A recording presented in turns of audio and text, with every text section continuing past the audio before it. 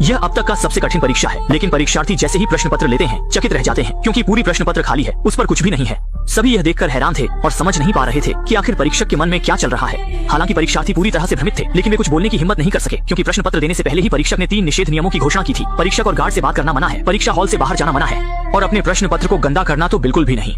यदि कोई इनमें से किसी भी नियम का उल्लंघन करता है तो उसकी पात्रता बिना किसी दया के रद्द कर दी जाएगी। और इस परीक्षा का उत्तर केवल एक ही है, कोई प्रश्न? सभी यह सुनकर चुप रहे, क्योंकि नियम का पहला बिंदु था कि परीक्षक से बात करना मना है। कोई जवाब नहीं मिलने पर परीक्षक ने 80 मिनट का काउंटडाउन शुरू कर दिया और फिर बिना मुड़े परीक्षा हॉल से बाहर चला गया। और सामने खाली प्रश्न पत्र को देखते हुए सभी लोग अंतहीन भ्रम में पड़ गए कि आखिर इस परीक्षा का प्रश्न क्या है।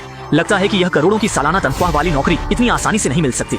समय के एक एक पल बीतते ही एक काले बालों वाली महिला से अब और नहीं रुका जा रहा था, और उसने सोचा कि कंपनी उसे एक बायोडाटा लिखने के लिए कह रही है। लेकिन जैसे ही उसने लिखना शुरू किया, गार्ड सीधे उसके पास आ गया और बिना कुछ कहे उसे परीक्षा हॉल से बाहर कर दिया।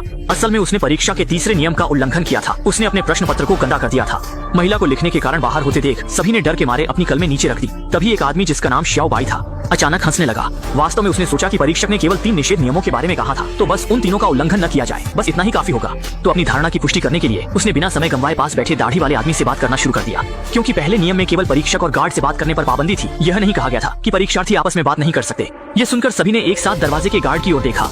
गार्ड ने कोई प्रतिक्रिया नहीं दी। स्पष्ट था कि जब तक वे उन 3 स्पष्ट रूप से निषिद्ध नियमों का उल्लंघन नहीं करते तब तक वे कुछ भी कर सकते हैं। यह सोचते ही श्याओ बाई और भी बेपरवाह हो गया। वह बिना कुछ कहे खड़ा हो गया, यहाँ तक कि परीक्षा हॉल में पियाओ पियाओ क्वान का अभ्यास करने लगा।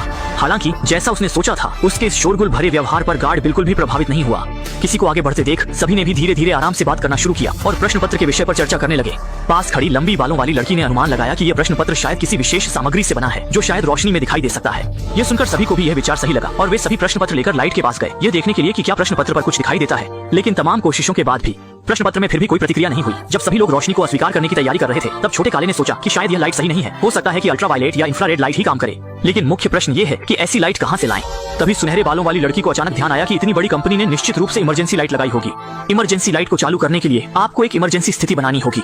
सभी ने तुरंत सहमति जताई और तुरंत कार्रवाई करने का फैसला किया। उन्होंने स्टूल की टांगों का उपयोग करके कमरे की सभी लाइटें तोड़ दी, जिससे कमरा अंधेरे में डूब गया। अगले ही पल इमरजेंसी लाइटें जल उठी और सभी ने उत्साह से प्रश्न पत्रों को लाइट के सामने रखा, लेकिन परिणाम निराशाजनक था। प्रश्न पत्र में फिर भी कोई प्रतिक्रिया नहीं हुई।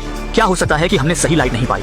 इस समय एक चश्मा पहने लड़की ने देखा कि लाइट की पट्टी का ऊपरी हिस्सा नहीं चल रहा था, तो उसने उसे फिर से तोड़ दिया और एक नारंगी रंग की रोशनी निकली। सभी ने उस रोशनी के सामने प्रश्न पत्र रखकर ध्यान से जांच की, लेकिन कुछ भी असामान्य नहीं पाया। यह स्पष्ट था कि प्रश्न पत्र का प्रकाश से कोई संबंध नहीं था। समय केवल 60 मिनट शेष था। तभी श्याओ बाई के दिमाग में एक विचार आया और उसने तुरंत उस महिला का प्रश्न पत्र उठाया जो बाहर हो चुकी थी। परीक्षक ने केवल यह कहा था कि अपने प्रश्न पत्र को गंदा करना मना है। उसने यह नहीं कहा था कि दूसरे के प्रश्न पत्र को गंदा नहीं कर सकते, और वैसे भी वह महिला पहले ही बाहर हो चुकी थी। यह कहकर उसने प्रश्न पत्र पर इधर उधर लिखना शुरू कर दिया, लेकिन यह भी बेकार गया। उसने हार मानने से इनकार करते हुए तरल की कोशिश करने की योजना बनाई और तुरंत प्रश्न पत्र को मोड़कर 2 हिस्सों में फाड़ दिया। एक टुकड़ा छोटे काले को लार से जांचने के लिए दिया गया और दूसरे टुकड़े को उसने खुद बच्चे के पेशाब से सींचा।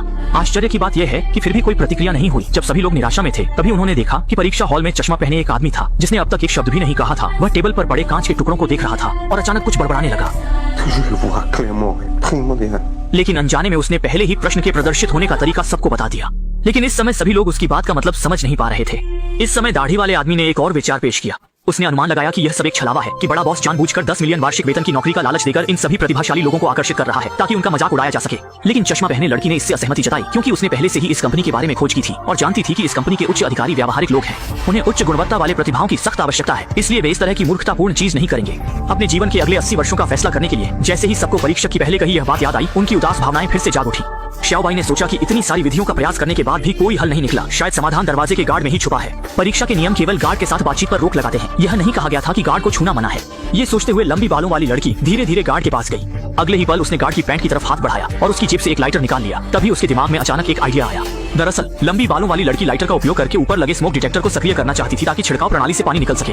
लेकिन छोटे काले ने सोचा कि यह काम नहीं करेगा, क्योंकि पहले भी सभी ने मूत्र का प्रयोग किया था और यह बिल्कुल भी काम नहीं आया। लेकिन लंबी बालों वाली लड़की ने कहा, क्या पता उसमें पानी की जगह कुछ और भरा हो, जो प्रश्न पत्र के प्रश्न को प्रदर्शित कर सके। यह सुनकर सभी में एक बार फिर से आशा की किरण जाग उठी। लंबी बालों वाली लड़की बिना कुछ कहे टेबल पर चढ़ गई और लाइटर को ऊपर उठाकर स्मोक डिटेक्टर को सक्रिय करने की कोशिश करने लगी, लेकिन दूरी थोड़ी कम थी। श्याओ बाई ने यह देख तुरंत प्रश्न पत्र उठाया और उसकी ऊंचाई का उपयोग करके थोड़ी ही देर में छिड़काव प्रणाली को सक्रिय कर दिया। लेकिन सभी को निराशा हुई जब इसमें से कुछ भी प्रदर्शित करने वाला तरल नहीं, बल्कि साधारण नल का पानी ही निकला।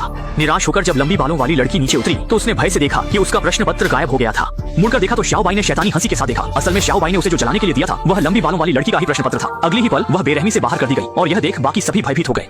वे यह उम्मीद नहीं कर सकते थे कि श्याओ बाई इतना स्वार्थी हो सकता है। गुस्से में छोटा काला तुरंत उसे सबक सिखाने के लिए आगे बढ़ा, लेकिन गलती से उसने आवाज से सक्रिय होने वाली लाइट को चालू कर दिया।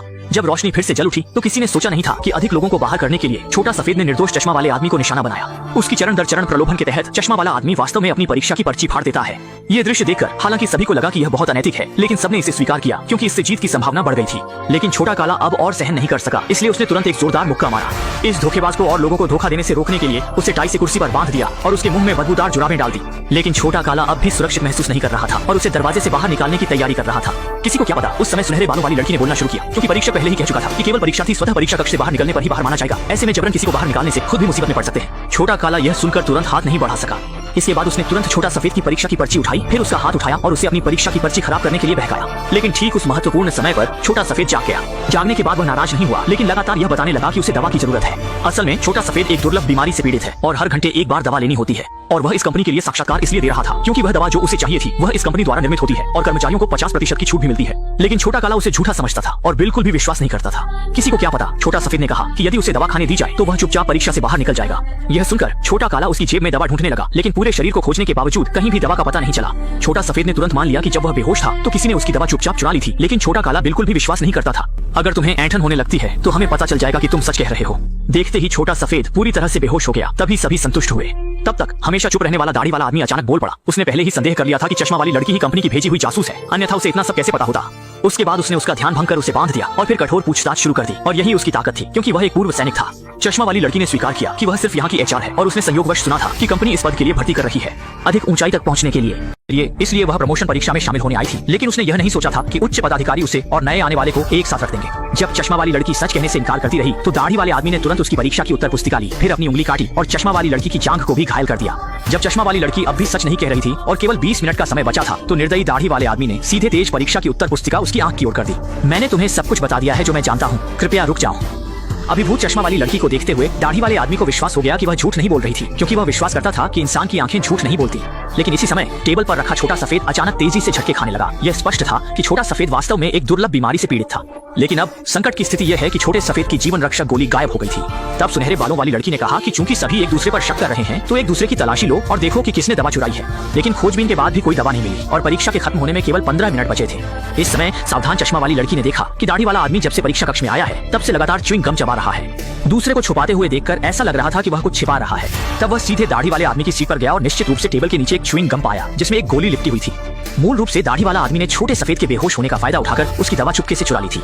लेकिन जब चश्मा वाली लड़की उसे छोटे सफेद को देने की तैयारी कर रही थी तब दाढ़ी वाले आदमी ने उसे एक झटका दिया और गोली गलती से सीवेज में गिर गई।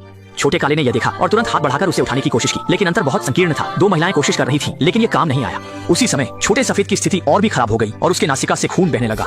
जब यह लगने लगा कि स्थिति जीवन के लिए खतरा बन रही है, चिंतित चश्मा वाली लड़की ने तुरंत परीक्षा अधिकारी से मदद मांगी, लेकिन यह पहले नियम का उल्लंघन था। अंत में उसे गार्ड द्वारा बेरहमी से बाहर निकाल दिया गया। इस समय सुनहरे बालों वाली लड़की ने अचानक अपने सिर पर लगे हेयर क्लिप के बारे में सोचा और फिर उसने गोली को क्लिप से बाहर निकाल लिया। जैसे ही उसे दवा खिलाई गई, छोटे सफेद ने दवा खाते ही तुरंत चमत्कारी रूप से सुधरना शुरू कर दिया। वह जानता था कि दाढ़ी वाले आदमी ने उसकी दवा चुरा ली थी, लेकिन अभी हिसाब चुकाने का समय नहीं था क्योंकि परीक्षा खत्म होने में केवल 10 मिनट बचे थे। उसे एहसास हुआ कि अगर वह अंत तक जीतना चाहता है तो उसे अन्य प्रतिभागियों को बाहर करना होगा। अचानक उसने गार्ड की कमर पर लटकती पिस्तौल की ओर देखा। छोटे काले ने तुरंत ही समझ लिया कि वह क्या करना चाहता है। दोनों तुरंत ही भागने लगे। छोटे काले ने दूसरे को धक्का देकर सफलतापूर्वक पिस्तौल ले ली और छोटे सफेद को धमकी दी कि बेहतर होगा कि वह कुछ न करे। लेकिन छोटे सफेद ने एक ही नजर में देख लिया कि दूसरा व्यक्ति गोली चलाने की हिम्मत नहीं कर रहा था, यहाँ तक कि वह और भी करीब आ गया। मत करो। मूल रूप से इस पिस्तौल को चलाने के लिए गार्ड के फिंगरप्रिंट की जरूरत थी। छोटे सफेद ने अवसर का लाभ उठाते हुए छोटे काले को पेंसिल से घायल कर दिया। दाढ़ी वाले आदमी भी उसे लेने की कोशिश करने लगे, लेकिन वह भी दूसरे द्वारा हमला करके गिरा दिया गया। इस मौके का लाभ उठाकर छोटे सफेद तुरंत ही गार्ड के पास गए और उसकी फिंगरप्रिंट से पिस्तौल को नियंत्रित कर लिया। लेकिन वह छोटे काले की तरह उदार नहीं था। इस करोड़ों की नौकरी को पाने के लिए उसने किसी भी उपाय का उपयोग किया। फिर तीनों को परीक्षा कक्ष से बाहर जाने की धमकी दी। चूंकि छोटे सफेद के पास एक खतरनाक हथियार था, दाढ़ी वाला आदमी एक नौकरी के लिए यहाँ अपनी जान नहीं गंवाना चाहता था। हालांकि छोटे काले ने आसानी से सहमति नहीं दी। दोनों के बीच तनाव बढ़ गया। सुनहरे बालों वाली लड़की अब इसे सहन नहीं कर पाई और बाहर निकलने की तैयारी करने लगी। लेकिन उसे पता नहीं था कि उसने वास्तव में समझौता नहीं किया था। उसे छोटे काले के पास से गुजरते देखा गया। तैयार, और छोटे काले ने भी समझ लिया कि क्या मतलब है। अगले ही पल लाइट्स आउट लाइट ऑन। छोटी राजकुमारी। रोशनी जलते ही छोटे काले को गलती से गोली लग गई और अगले ही पल वह जमीन पर गिरकर मर गया।